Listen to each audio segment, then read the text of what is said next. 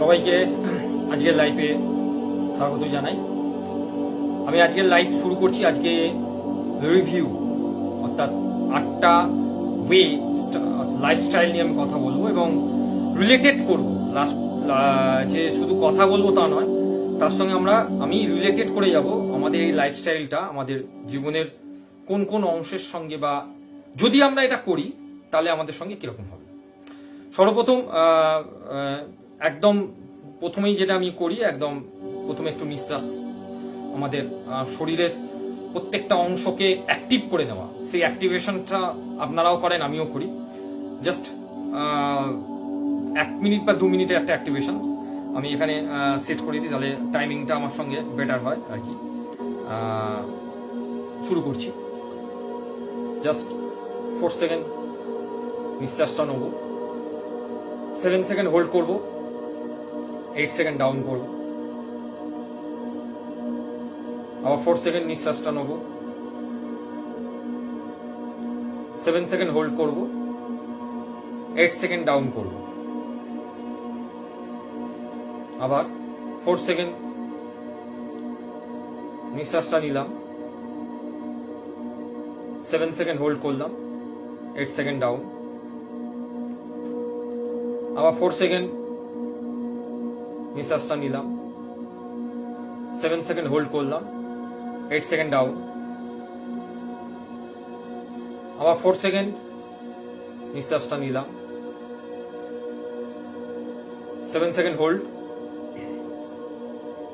8 second down, আবার 4 second, 7 second hold, 8 second down, আবার 4 second, 7 second hold, 8 second down. অর্থাৎ মোটামুটি আজকের মোটামুটি শরীর অ্যাক্টিভ হয়ে যায় এটাতে অনেক বেশি, এবং এতে অনেক বেশি আমাদের নিঃশ্বাসের যে ব্যাপার স্যাপারগুলো আছে সেগুলো, বা আমাদের শরীরের যে বিভিন্ন রকম যে হিলিং যে ব্যাপারটা আছে সেটা অনেক বেশি অ্যাক্টিভ হয়ে যায়। এবার আজকের যে টপিক বা আজকে যে 8টা ওয়ে, সেটা আমি কালকেও দেখিয়েছি যে আমি এনার কাছ থেকে পাওয়া, অর্থাৎ এনাকে অ্যানালিসিস করলে স্বামী বিবেকানন্দ আমাদের যেটা বলে গেছে আমাদের জীবন সম্বন্ধে, সেইটা থেকে আমি এই 1 মাস হয়ে গেল আমি যখন শুরু করি তখন থেকে আমি এনাকে ফলো করে করে 8টা মেন জায়গাকে ধরার চেষ্টা করছিলাম। সেই দেখুন তো 8টা সেই জায়গা আপনাদের সঙ্গে কমপ্লিট হতে পেরেছে কিনা, বা যদি কমপ্লিট হতে পারে তাহলে ব্যাপারটা কিরকম হয়। এবং এই কমপ্লিট হওয়ার মধ্যে আমি প্রথমেই যেগুলোকে করেছিলাম আর কি, মানে দিনের শুরুটা আমি প্রথমেই বলেছিলাম যে থ্যাংক ইউ ফর ইউনিভার্স। মানে প্রথমেই শুরুটা যদি আমরা থ্যাংক ইউ ফর ইউনিভার্স, এটা আমি একটা করেছিলাম, এটা 1 নম্বর, থ্যাংক ইউ ফর ইউনিভার্স। 2 নম্বরে আমরা নিয়মিত যদি ব্যায়াম করি, আমাদের নিয়মিত যদি শরীর চর্চা ঠিক থাকে, তাহলে আমাদের ব্রেন অনেক বেশি অ্যাক্টিভ হয়ে যায়। ফার্স্ট অফ মর্নিং ব্যায়াম বা অ্যাফার্মেশনস বা মেডিটেশনস যা করি না কারণ আমাদের শরীর অনেক বেশি অ্যাক্টিভ হয়ে যাবে। 2 নম্বরে এটা। 3 নম্বরে আমরা দিতে পারি যে প্রতিদিনে একটা সুন্দর রুটিনকে যদি মেনটেন করি, যেটা আমি এর আগের দিনে বলেছিলাম যে ডিসিশন মেকিং এ যে সুন্দর রুটিন কে একটা মেনটেন করার একটা ব্যাপার থাকে, যে আমি মেনটেন করছি সুন্দর রুটিনটা। যদি সুন্দর রুটিনটা আমরা মেনটেন করতে পারি, তাহলে কখন কোনটা কিভাবে করতে হবে তার একটা চার্ট আমার হাতে থাকবে, এবং পজিটিভলি সেইগুলো একটা একটা ওয়েতে যাবে।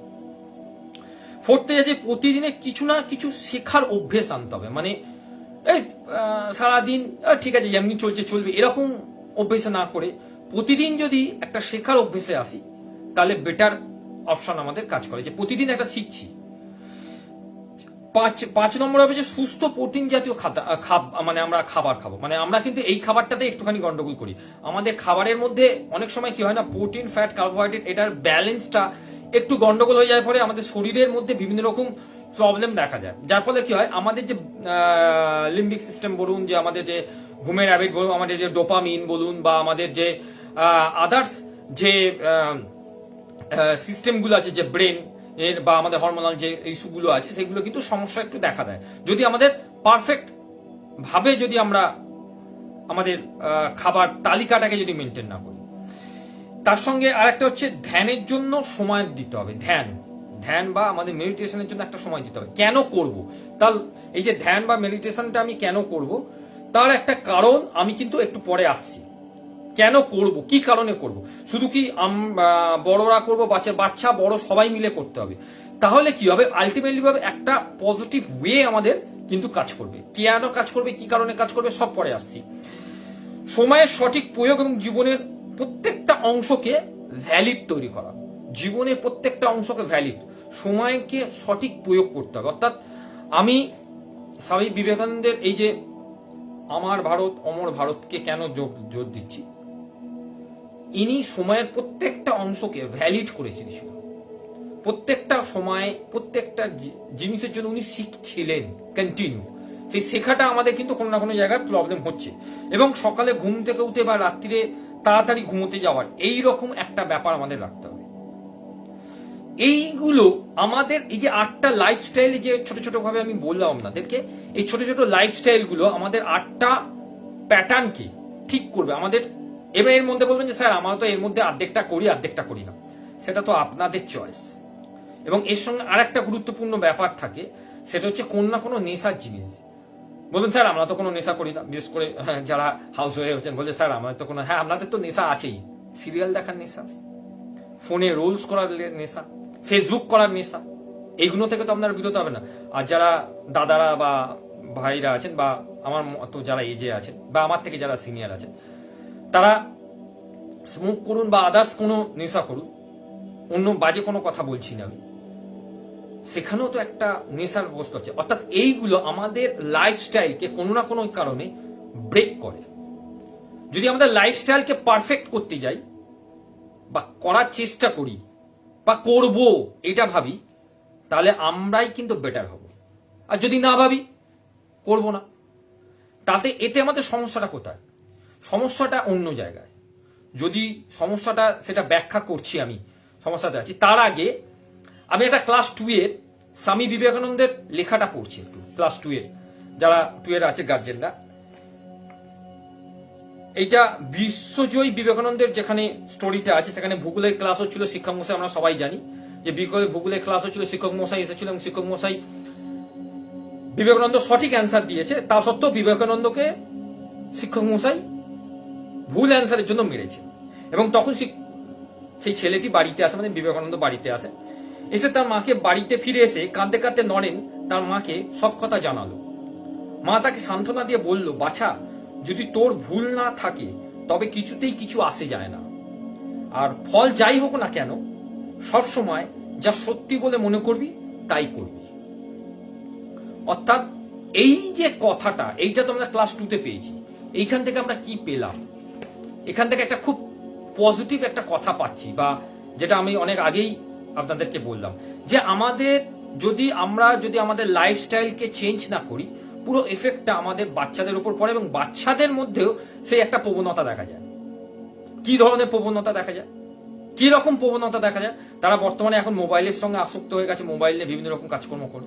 এবং তার সঙ্গে আর একটা হয়তো কারণ তাদের কাছে আসে, বা তারা বুঝতেও পারে না কি করবে, আত্মহত্যার কারণ।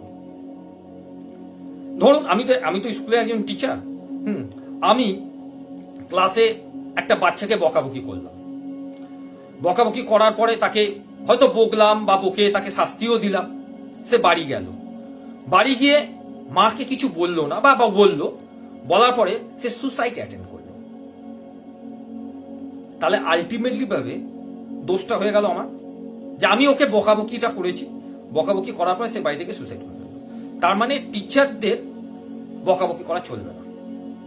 এমনি এডুকেশন লতে বলা আছে যে মার দেওয়া চলবে না, সেটা একটা অন্য কারণ হচ্ছে, সেটা সাইকোলজিক্যালি একটা স্ট্রিকের কারণের জন্য বলা হয়েছে। তাহলে বকাবকিও করা চলবে না, কারণ সে সুসাইড করে ফেলেছে। সত্যি কি তাই? একটা টিচার সে সত্যিকারের বকাবকির কারণে যদি তার এইরকম অ্যাটেম্প করে, তাহলে আলটিমেটলি ভাবে বাচ্চাটার কিছু না কিছু, আমি সমস্যা বলবো না, কিছু না কিছু তো এফেক্ট পড়ছে বাড়ির বড়দের জন্য। সেটা বিভিন্ন কারণে হতে পারে, এটা বিভিন্ন অ্যাঙ্গেল থেকে, বিভিন্ন রকম ঘটনা থেকে হতে পারে। সেই বাচ্চাটা হয়তো তাকে পরবর্তীকালে তাকে চুরির দায়ে তাকে এফেক্ট করতে পারে। সে হয়তো চুরি করেনি, সে চুরি ব্যাপারটাতে আসেনি, কিন্তু দেখা গেল তাকে চোর বদনাম দেওয়া হলো, চুরির বদনাম দেওয়া হলো, দেওয়ার পরে তাকে বিভিন্ন রকম কথা বলা হলো, সে কিন্তু কেঁদে কেঁদে বাড়িতে গেল, বাড়িতে গিয়ে সব কথা বলার পরে সে সুসাইড অ্যাটেম্প করলো। তাহলে এইখানে এই যে পয়েন্টটাতে আছে সুসাইড, এইখানটা ধরার আছে। সত্যিকারের যে তাকে চুরি বলেছে, অবশ্যই সে ভুল করেছে, মানুষ মাত্রই তো ভুল করে। তাহলে বাচ্চাটা কেন সুসাইডটা অ্যাটেন্ড করলো? তাহলে এর পেছনে লজিকটা কি, সাইকোলজিক্যালি স্টিকটা কি আছে? সাইকোলজিক্যালি স্টিক হচ্ছে দুটো জিনিস। এক হচ্ছে প্রথমে যে সে সুসাইড করার এই যে প্রবণতাটা সে পেল কোথা থেকে, কোথা থেকে এলো, জানলোটা কি করে? যে এবং তার মধ্যে যদি বলেন যে না চুরি মানে একটা বাজে জিনিস, এটা অপমানিত বোধ হবে, আমি ধরেই নিচ্ছি সেটার মধ্যে একটা অপমান বোধ হচ্ছে, একটা ভয় আছে, একটা ভীতি আছে, যাবতীয় ইসেট্রা যাবতীয় জিনিস আছে। কিন্তু এর প্রবলেমটা অনেক আগে থেকে শুরু হয়নি তো? সে হয়তো অনেক আগে থেকে ফোনের মধ্যে অ্যাডিকশন হয়ে তার ব্রেনটা অলমোস্ট অন্য জায়গায় হিপনোটাইজড হয়ে গেছে, ব্রেন অলমোস্ট কাজ করার ক্ষমতা ছেড়ে দিয়েছে। কারণ যদি কাজ করার ক্ষমতা না ছাড়তো, তাহলে বিবেকানন্দ ক্লাস 2 এর যে লেখাটা আমি আপনাদেরকে বললাম, যে সে এসে বাড়িতে সবকিছু বলতো এবং তার মা তাকে বলতো তুমি যদি সত্যের পথে থাকো, তুমি যদি চুরি না করে থাকো, বা তুমি যদি এইসব কাজের সঙ্গে যুক্ত না থাকো, তাহলে তোমাতে কিছুই এসে যায় না, সত্যি একদিন সামনে আসবে। সঠিক গাইডটা হয়ে যেত, কিন্তু সেই সঠিক গাইডটা হয়তো হয়নি, বা এর পেছনে অন্য কোনো কিছু একটা ঘটনা বা কিছু একটা জিনিস আছে যেটা আমরা প্রেডিকশন করতে পারছি। আলটিমেটলি ভাবে পুরো ঘটনাগুলো বা বিভিন্ন রকম এই চুরি বলুন বা অশ্লীল কোনো কথাবার্তা, আমরা রাস্তায়, আমরা স্কুলের টিচার, আমরা অনেক সময় বাচ্চাদেরকে একটু অশ্লীল কথাবার্তা বলে দিই। হ্যাঁ, অশ্লীল কথাবার্তা কি গালাগালি করে দিই না, জানোয়ার কথাটা হয়তো মুখ থেকে আমাদের দুম করে বেরিয়ে যায়, সেটাও একটা অশ্লীল কথা। আমরা রাগের বসে বলে দিই, বিভিন্ন রকম স্ট্রেসের বসে বলে দিই, এই তোরা বাড়িতে সবসময় মারপিট করছিস, এই করছিস, সে করছিস, তোরা কি স্কুলের মধ্যে চুপচাপ বসে থাকতে পারিস না? হ্যাঁ, জানোয়ার কথাকার, মেরে তোর ঠ্যাং ভেঙে দেবো। সত্যিকারে কি আমরা মেরে ঠ্যাংটা ভেঙে দিই? ভাঙি না তো, আমরা বলি।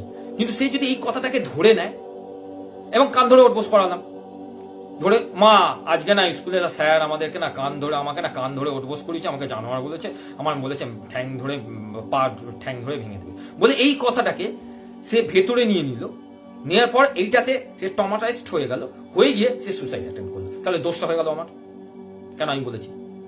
কিন্তু আসল কি ঘটনা কি সেটাই, আসল ঘটনা হচ্ছে তার মনের ভেতর যে চাপটা পড়ছে না, সেই চাপটা অনেক আগে থেকেই পড়ছে। আমার এই কথার জন্য হয়নি, কিন্তু অনেক আগে থেকে একটা সার্কেল, সে কিন্তু অলরেডি সেই সার্কেলের মধ্যে ঢুকেই গেছে, কানেক্ট হয়ে গেছে। শুধু কথা তো কথা, ওই সিচুয়েশনটা কানেক্ট হয়ে গেছে। যদি সেই সিচুয়েশনটা কানেক্ট না হতো, তাহলে কিন্তু ব্যাপারটা অন্যরকম হতো। তার মানে আমরা বাচ্চাদেরকে এই জায়গাতে সচেতন করতে পারছি না, বিশেষ করে বড়দের জন্য বাচ্চারা এফেক্টেড হচ্ছে।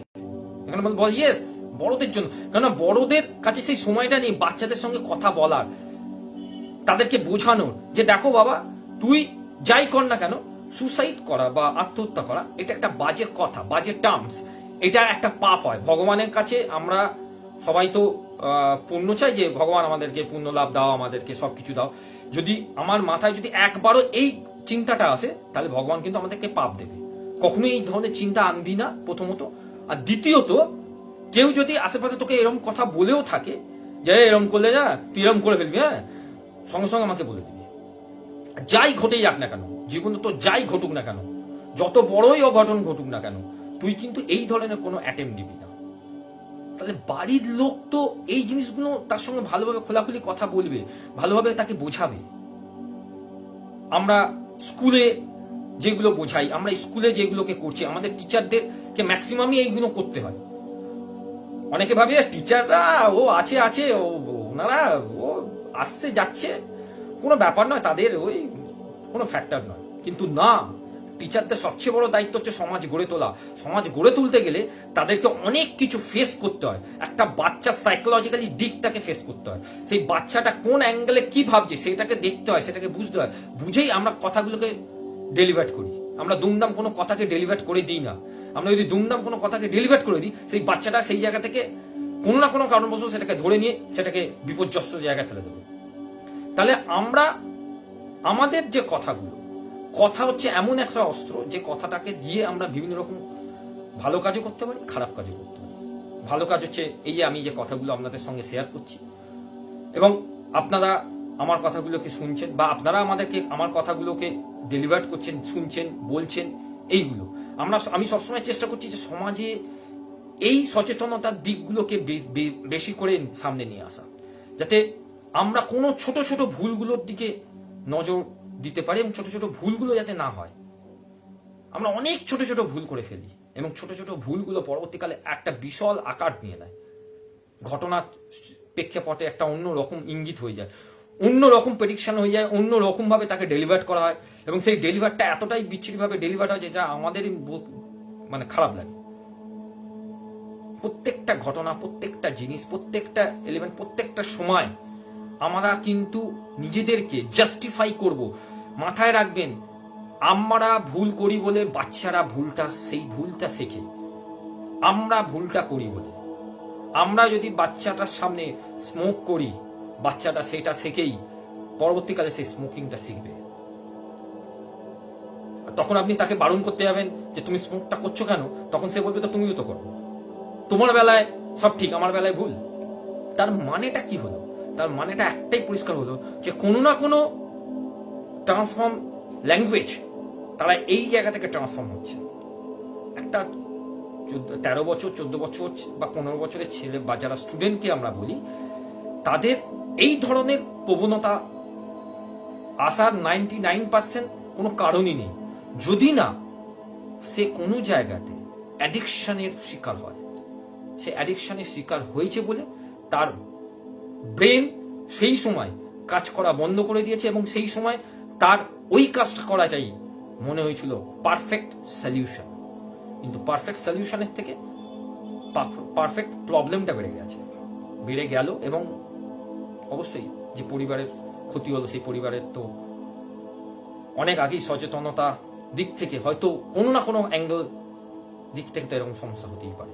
সেটা আমার ঘরেও হতে পারে, আপনার ঘরেও হতে পারে, সবার ঘরেই হতে পারে। তাই প্রত্যেকটা যারা লাইভ আছেন বা যারা দেখছেন তাদের প্রত্যেককে রিকোয়েস্ট করবো, ভালো করে বাচ্চাদের সঙ্গে কথা বলতে হবে, ভালো করে বাচ্চাদেরকে বোঝাতে হবে, ভালো করে বাচ্চাদের সঙ্গে ব্যবহার করতে হবে, যাতে কোনো জায়গায় তারা এটা মনে না করে নেয় যে তারা এই সমাজে একা।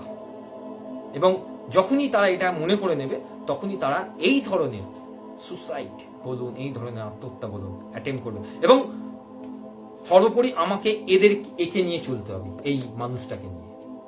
যদি এই মানুষটাকে সামনে রেখে তার জীবনটাকে গড়ে তুলতে পারি বা এই মানুষটাকে যদি সামনে রাখতে পারি তার চোখের সামনে, আমি বলে দিচ্ছি তার জীবনে এই ধরনের কোনো প্রভাব পড়বে না, পড়তে পারে না। কারণ এনার মধ্যে যে এনার্জি আছে, এনার যে কথোপকথনে যে এনার্জি আছে, সেটা ট্রান্সফর্ম হবে। কখনোই সেটা বাজে কাজের জন্য নয়, অবশ্যই সেটা ভালো কাজের জন্য। যেটুকুনি বোঝাতে পারলাম আশা করছি আপনারা বুঝতে পেরেছেন। এবং অবশ্যই এইটার সঙ্গে একটা ডিজিজ কাজ করে, যেটার নাম হচ্ছে সোশ্যাল ফোবিয়া। এই সোশ্যাল ফোবিয়াটা কি, খুব মারাত্মক। এবং এই সোশ্যাল ফোবিয়ার সঙ্গে আরেকটা জিনিস কাজ করছে, সেটা হচ্ছে ফোবিক ডিসঅর্ডার। এগুলো বাচ্চা বড় সবার মধ্যে আছে, আমার মধ্যেও আছে। আপনি হয়তো বলবেন স্যার আমার মধ্যে আছে, আপনি কি করে বুঝলেন? অবশ্যই আছে বলেই আপনারা সোশ্যাল মিডিয়া থেকে রিমুভ হতে পারছেন না।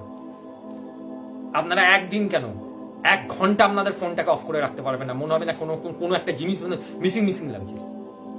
আমার সঙ্গে যারা রিলেটেড আছে তারা খুব ভালো করে জানে আমার ফোনটা কি জায়গায়, এই আমি লাইভ করছি তো আমার ফোনটা প্লাস্টিকে করে জড়িয়ে রাখা থাকে। 2 ঘন্টা, 2.5 ঘন্টা, 3 ঘন্টা আমি ভুলেই যাই ফোন কোথায় রেখে দিচ্ছি। ফোন আমার সবসময় সাইলেন্ট থাকে, ম্যাক্সিমাম সময় ফোন সাইলেন্ট থাকে। আপনাদের ফোন সাইলেন্ট রাখতেই পারবেন না, কারণ আমি এইগুলো স্টিকগুলো জানি, এইগুলোই আপনাদের সঙ্গে শেয়ার করছি যাতে ভালো হয় কিছু। যাই হোক, একদম শেষ করার আগে হাতে আমার আর হিসাব মতো 3 মিনিট 2 মিনিটের মতো আছে, যেটা আমি টাইম সেট করে রাখি। যাওয়ার আগে আই এম সরি সেই কারণের জন্য, যদি আমার অজান্তেই আমি কোনো মানুষকে দুঃখ দিয়ে থাকি, আমার কথা দিয়ে যদি কোনো মানুষ দুঃখ পেয়ে থাকে, তার জন্য আমি সরি চাইছি। কারণ প্রকৃতির নিয়ম, আবহাওয়া এবং বেঁচে থাকার জন্য যে সঠিক পথ, যে সত্যের পথ সেটা অবলম্বন করা মনুষ্য জাতির খুবই দরকার। সেই পথে অনেক সময় অনেক বিপদ আসবে, অনেক অঘটন ঘটবে। সেই অঘটনগুলো যদি আমার বা আপনার দ্বারা ঘটে থাকে তার জন্য সরি সকলের তরফ থেকে। আমি দুঃখিত সেই সব কারণের জন্য যে কারণে প্রকৃতি আমার থেকে রুষ্ট হয়েছে। আমি দুঃখিত সেই সব কারণের জন্য যেখানে মানুষ আমার থেকে কষ্ট পেয়েছে, আমার কথায় আমার ব্যবহারে কষ্ট পেয়েছে, সেই সব কারণের জন্য। থ্যাংক ইউ ফর ইউনিভার্স, এই কারণে যে তুমি এখনো পর্যন্ত আমাকে বাঁচিয়ে রেখেছো। আমার মধ্যে যে শ্বাস প্রশ্বাস বা নিঃশ্বাসের আদান প্রদান চলছে তা তোমারই জন্য। আমি এই পৃথিবীকে সুন্দরভাবে দেখতে পাচ্ছি তোমারই জন্য। আমি চোখ দিয়ে এই পৃথিবীকে দেখতে পাচ্ছি সেটা তোমার জন্য, তার জন্য থ্যাংক ইউ। আমি নিঃশ্বাস নিচ্ছি তার জন্য থ্যাংক ইউ। আমার বডি পার্টস সব সুরক্ষিত আছে তার জন্য থ্যাংক ইউ। আমার হৃদ স্পন্দন পারফেক্টভাবে কাজ করছে তার জন্য থ্যাংক ইউ। এই প্রকৃতির ব্যালেন্সকে তুমি ঠিক রেখেছো তার জন্য thank you. I love you universe, এই কারণে যে তুমি সকল মানুষের ভালো করছো, ভালো চাইছো এবং সকল মানুষের পাশে আছো যাতে কারো না কোনো বিপদ না হয়। তা সত্ত্বেও এমন কিছু বিপদের সম্মুখীন আমরা হই, তার জন্য আমরাই দোষী, আমরা তার জন্য ক্ষমা চাইছি। Thank you for universe, I love you universe. এই বলে আজকের লাইফের যেটুকুনি বোঝাতে পারলাম, যেটুকুনি ডেলিভার করতে পারলাম, আগামী দিনে এইরকমভাবে ডেলিভারি আমি করব। এবং আমি আপনাদের কথা দিচ্ছি, এনার সঙ্গ তো ছাড়া যাবে না, এনাকে সঙ্গে নিয়েই আমরা আগামী দিনে এগিয়ে যাব। এবং কথা দিচ্ছি, এদের সঙ্গে আপনাদের বাচ্চাদের জীবন এবং এর যে পজিটিভ এনার্জি, যে ট্রান্সফর্মিং যে ব্যাপারগুলো, সেইগুলো আমি করব। এবং যাতে আপনাদের বাচ্চাদের মধ্যে এই মানুষটার প্রভাব সব সময় থাকে তার চেষ্টা আমি করে যাব। কারণ চেষ্টা ছাড়া আমার হাতে কোনো অস্ত্র নেই এবং লাইফ ছাড়া আমার হাতে কোনো অস্ত্র নেই। তাই লাইফে এসেই আমি এনাকে ব্যাখ্যা করব, এনার সঙ্গে কথোপকথন হবে, আপনাদের সঙ্গে কথোপকথন, এনার সঙ্গে কথোপকথন, মানে এনার প্রত্যেকটা লাইন যখন পড়ি না আমি, মনে হয় উনি আমার সামনে বসে আছেন, উনি আমার কথাকে ডেলিভার করছেন, যেমন আপনারা দেখছেন। সেই রকম ফিলিংসটা আপনাদের মধ্যেও জাগবে, আপনাদের বাচ্চাদের মধ্যে থাকবে। এবং যতজন আপনারা লাইফে আছেন চেষ্টা করবেন, আমি প্রতিদিনই যখন এনার সঙ্গে কথা বলবো, এনার লেখাগুলোকে পড়বো, তখন সেই বাচ্চারাও যেন সেই লেখাটা শুনে ভেতরে সেই ফিলিংসটা যেন তৈরি করতে পারে। তাহলেই অনেক দূর আমরা এগিয়ে যাব। তাহলেই আমাদের মধ্যে যত নেগেটিভ আছে, যত নেগেটিভ ওয়েগুলো আছে সব মুছে যাবে, শুধু পজিটিভ ওয়েতে এবং পজিটিভ চিন্তা ভাবনার উপর আমরা দাঁড়িয়ে থেকে সুন্দর সমাজকে একটা গিফট করতে পারবো। সবাই সুস্থ থাকবেন, ভালো থাকবেন, এই বলে আজকের লাইভ শেষ করছি। শুভরাত্রি, আবার দেখা হবে কালকে।